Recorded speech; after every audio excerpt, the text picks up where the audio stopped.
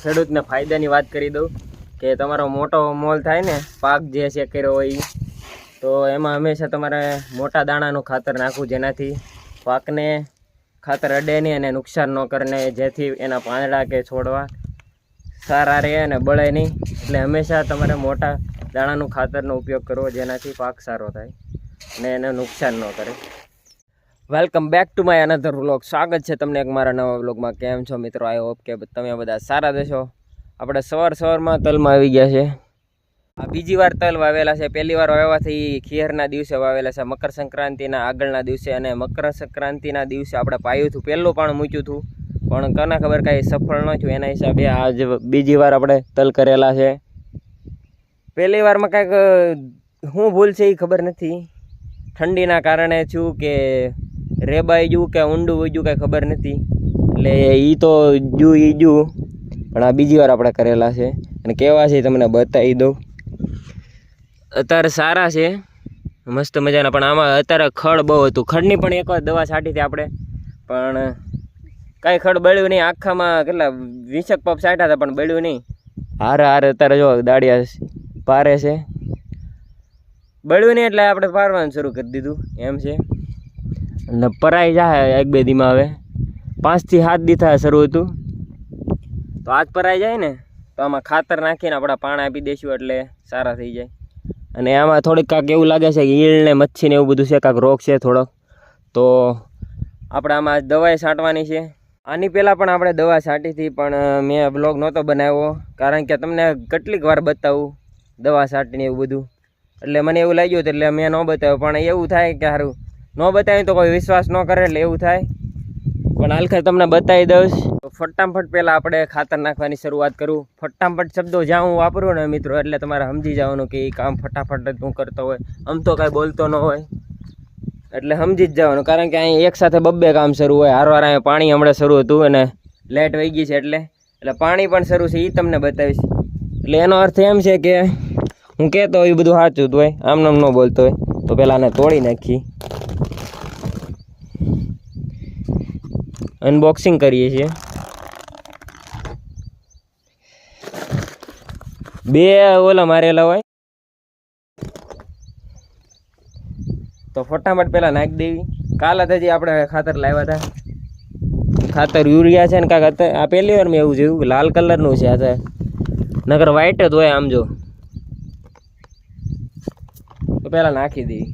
ખેડૂતને ફાયદાની વાત કરી દઉં કે તમારો મોટો મોલ થાય ને પાક જે છે કર્યો હોય, તો એમાં હંમેશા તમારે મોટા દાણાનું ખાતર નાખવું, જેનાથી પાકને ખાતર અડે નહીં અને નુકસાન ન કરે, જેથી એના પાંદડા કે છોડવા સારા રહે અને બળે નહીં. એટલે હંમેશા તમારે મોટા દાણાનું ખાતરનો ઉપયોગ કરવો, જેનાથી પાક સારો થાય અને એને નુકસાન ન કરે. તલમાં દવા છાંટવાની શરૂ કરી દીધી છે, તો ફટાફટ પહેલાં છાંટી દેવી. આ જ હોળી છે, પણ આ હોળીની ઓલા વર્ષની હોળીએ મિત્રો ફરી વખત આપણે આ જ ક્લિપ આપણે ફરી વખત રિપીટ કરશું કે એ દિવસમાં ને આ દિવસમાં કેટલો ફેર છે. એટલે મળશું એક વર્ષ પછી. મને એવી વાત મળી છે કે ખાતરમાં ખડ આવે છે, એવું હોય તો કમેન્ટ કરી દેજો. તલમાં બહુ ખડ છે, એટલે હું કહું તમને પહેલાં બતાવી દઉં કેટલું ખડ છે. પારવાનું શરૂ છે હારવાર, અને જેટલું ખડ પારવામાં નીકળે છે એ આપણે 2 સાઈડ પાળે નાખતા જ આવી છે એકસાથે, એટલે જેથી એનો નિકાલ તો કરવો જ પડશે. અને સૈયા પણ એટલા બધા છે, હું કહું છું સાથે સાથે બતાવી દઉં. સૈયા એવું છે ને પહેલેથી આપણે કોઈ ખૂટતા જ નથી, ગમે એટલું કરે. દવા પણ એટલી બધી કરેલી છે, પણ હજી ગયા નથી. અને આનો કાંઈ નિકાલ હોય તો કોમેન્ટ કરી દેજો. હજી ખૂટતા જ નથી. આમ જુઓ તમે, જ્યાં જુઓ ત્યાં ખડ જ છે નકરું. તલમાં ખડ છે કે ખડમાં તલ છે કાંઈ ખબર નથી પડતી. અને 2 જાતના ખડ છે, કોને ખબર. સારું મિત્રો, ખડ ખૂટતું જ નથી. ગમે એટલું આપણે પાયરા જ રાખી ખૂટતું જ નથી. આમ જુઓ, જેટલું તમે જોવો છો એ આની પહેલાં આપણે એક ફોતરું પણ આપણે વાડીમાં થવા નથી દીધું. તલની વાત કરું તો સવારમાં આપણે ડ્રીપ શરૂ કરી દીધું છે. ખાતર તમને દેખાય તો ખાતર નાખી દીધેલું છે, અને સાથે કાલ આપણે દવા પણ છાંટી દીધેલી છે. તો અત્યારે તમને આમ દેખાય તો ડ્રીપમાં નાની પ્રોબ્લેમ થતી હોય છે. પાણી કાંઈક પાઇપ કપાઈ જાય છે, પછી આવા તમને દેખાય એવા ફુવારા થાય, તો એમાં ધ્યાન રાખવાનું હોય છે. નકર પાણી એક જ જગ્યાએ હાલે, આખામાં ન હાલે. આમ જો આ બધું મારે બધું બરોબર કરવું પડશે, તારે આગળ પાણી હાલશે. એટલે ડ્રીપ શરૂની સાથે સાથે બધું ધ્યાન રાખવું પડે કે ક્યાં ક્યાં પાણી શરૂ છે એમ. અને મોટા મોટા જો આવા કટ લાગી જાય તો પાણી આગળ હાલે નહીં, એકની એક જગ્યાએ રહે. તો પહેલાં તો આને કાપીને સરખું કરવું પડશે, ત્યારે પાણી આગળ હાલશે. જો તો પહેલાં તો આને સરખું કરી નાખું.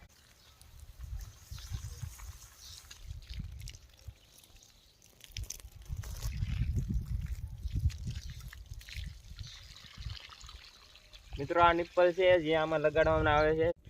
પહેલાં તો તમને સિનેમેટિક શોટ બતાવી દઉં, વ્યૂને એન્જોય કરો.